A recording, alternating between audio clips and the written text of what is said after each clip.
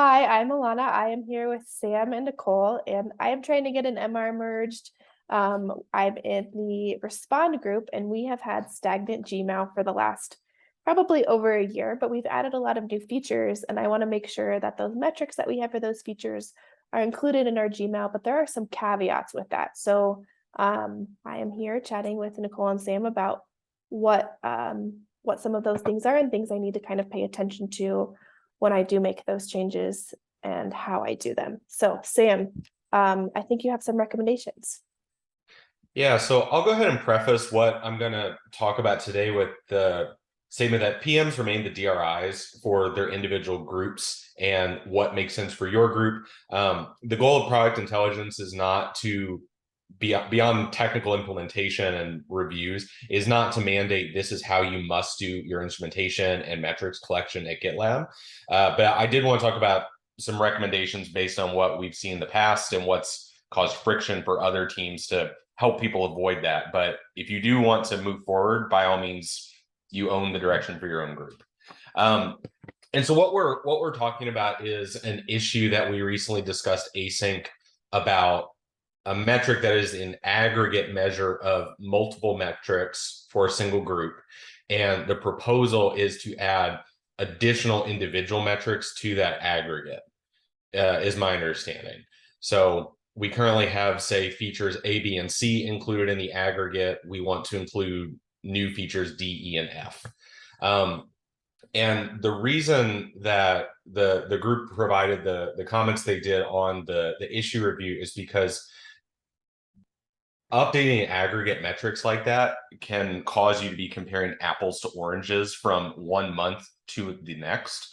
In many cases, groups will depend on these metrics, look at the change over time to draw conclusions.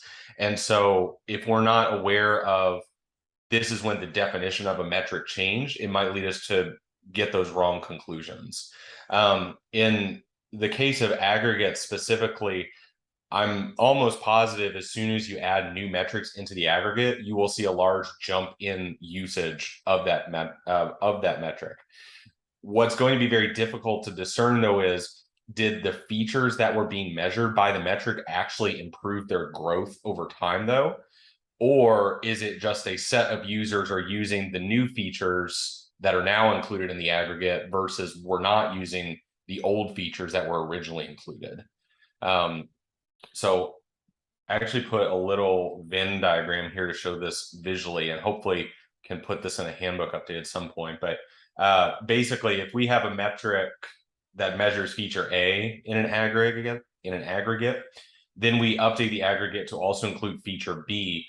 The metric is going to go up, but it might not be because the features are actually being used more. It's because there are new users being included.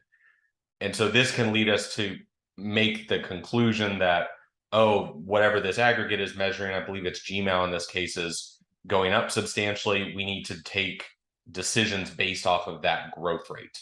And so that's why the group's response in that issue review was, we'd really prefer you to add a new metric to represent this is what all of these new values are, rather than updating an existing one, to prevent people from looking at that metric's results, not being aware of the context behind, hey, there was an update to this on milestone 15.6 or whenever, and getting to those wrong conclusions.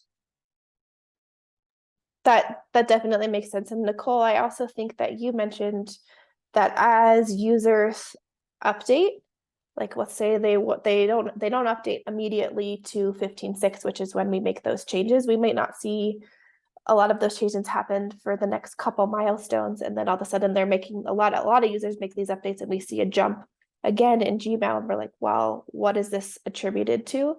So Sam, you suggested like, hey, let's start a new metric. So this would be like, I made these changes and this GMAU now includes features, I think you've mentioned E, D, and F. Mm-hmm. So what happens if I'm delivering new features and new metrics every quarter?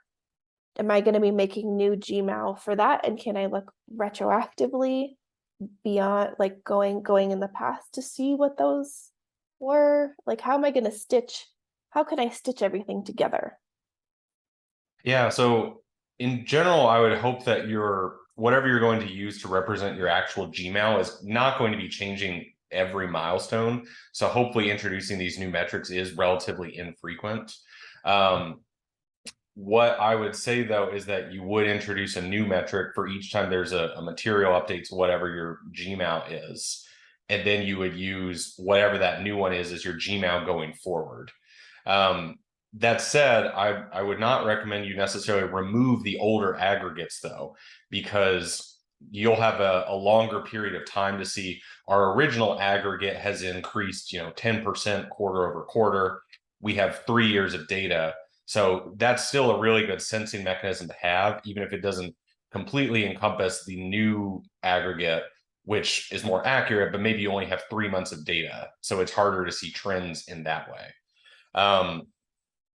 So that's what I'd recommend for today. Something I'd like the product intelligence group to focus on in the future, and this is forward looking, is putting some sort of versioning concept directly in the Gmail metrics, because the problem I see you and other groups are going to run into is you'll have Gmail v1, Gmail v2, Gmail v3 actually in the name, which that we all had the Microsoft Word documents with the final, file names are not the best way to manage things like this. So that's something the group is going to be looking into in the future, but isn't available today. So what comes to mind for me is, what if, I understand, as I understand it, it's like we are adding new features. We have new features that come up, not every milestone, but we're rolling at a cadence. We're creating a lot of new greenfield work with incident management. What if I did it for major releases? So like we have 16.0 coming up, and it was just every year at 16.0, I was like, okay, these are all the new features we've built over the last year. Let's go ahead and add these into Gmail. And we keep Gmail the same, but we know that each major release, that is the change when we make those changes and kind of standardize it. So it's not just this willy-nilly, when we add features, this changes, and we can't really keep track of it. Yeah, that could certainly work. And I like the proposal of doing it on major versions because that's similar to our breaking process change. I think the thing in that situation to really make sure of is that any groups that consume that metric are aware of that's how you need to look at this going forward. One of the things when I was in the compliance group, I was a bit surprised by was, we made metric changes and we did lots of stuff because I thought it's just myself as the product manager and the rest of the group, but found out lots of people from sales, customer success, and other teams look at it.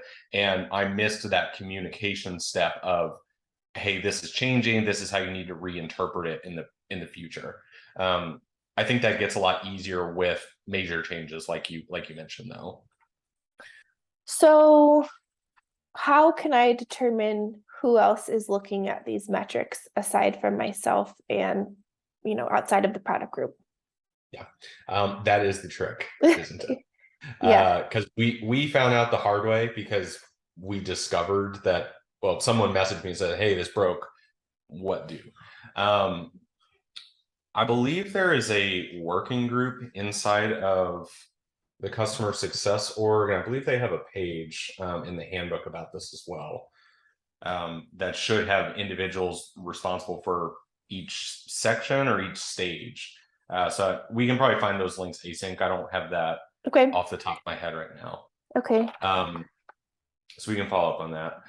Another thing I think would be interesting to think through is, are there ways to define Gmail that do not tie directly to every individual feature in the group? And what I mean by that is, are there new features you're introducing that ultimately lead to a change in another feature's usage, which is your actual Gmail? And I'll give you an example for compliance. When we made the compliance pipelines, we iterated over that for the next 12 releases or so. We added instrumentation for all those new features, but ultimately those would boil down to more people use the compliance pipeline feature specifically. So that would be a proxy for all of these other features driving usage to that one specific feature. And that way we didn't have to keep adding or updating the different features we were including, because we could just look at that one sort of goal feature. Yeah, no, that makes sense. I mean, I think I think maybe you mentioned this, it's tricky in security. You don't necessarily want to increase the number of users, but maybe people all looking at an incident or some type of something within compliance signals some growth. And maybe it's not the specific individual features that it's tied to. Great. Okay. I think for now, let's go ahead and pause the recording because I think we got everything we needed. And Nicole, did you have anything you wanted to add? No, I was thinking about like how we would do reporting with like considering, you know, what Sam was saying about implementing a new aggregate every single time that we like introduce new metrics during a big release. And I think that what I am like gleaning from this conversation is that I think it might be beneficial to look at the way that we are actually recording GMAU, because I think that we can pick like one starting point and be like, okay, if a user interacts with this feature, that is indicative of them like using all of the other features of incident management.